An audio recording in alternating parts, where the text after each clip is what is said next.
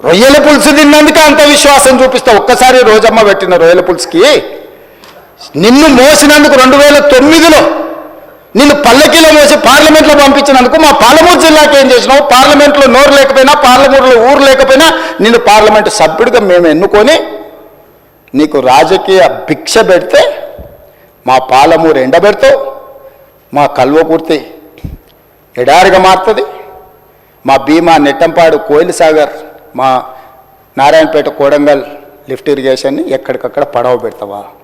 ఇదా నీ నీతి, నీ జాతి అని నేను వారిని అడగదలుచుకున్నా అధ్యక్ష.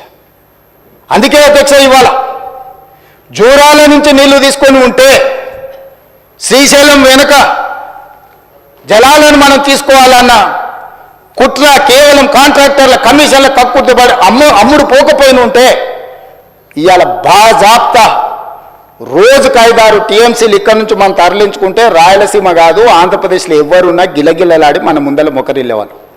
ఇవాళ ఆయన వచ్చి నిస్సిగ్గుగా శ్రీశైలం లెఫ్ట్ బ్యాంక్ రావట్లేదు, రైట్ బ్యాంక్లో నీళ్లు పోతున్నాయి, ఆంధ్రప్రదేశ్ తీసుకెళ్తుందని. సిఆర్పిఎఫ్ బలగాలు ఏ రోజు వచ్చినాయి అధ్యక్ష? మీరు ఉన్నప్పుడు రాలేదా? మీరున్నప్పుడు ఆంధ్రప్రదేశ్ పోలీసులు వచ్చి తెలంగాణ పోలీసులు అక్కడ ఉన్న సిబ్బందిని తన్నిపోలేదా? మీకు అసలు పౌరుషం ఉందా? మీలో చీము రక్తం ఉందా?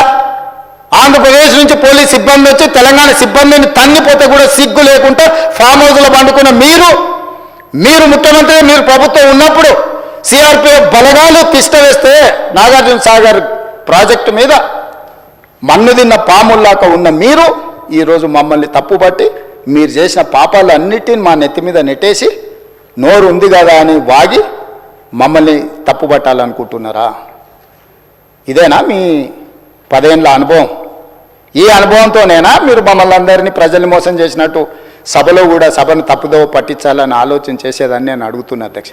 అందుకే ఈరోజు ఈ ప్రాజెక్టులను పూర్తి చేయాలి యుద్ధ ప్రాతిపదికన.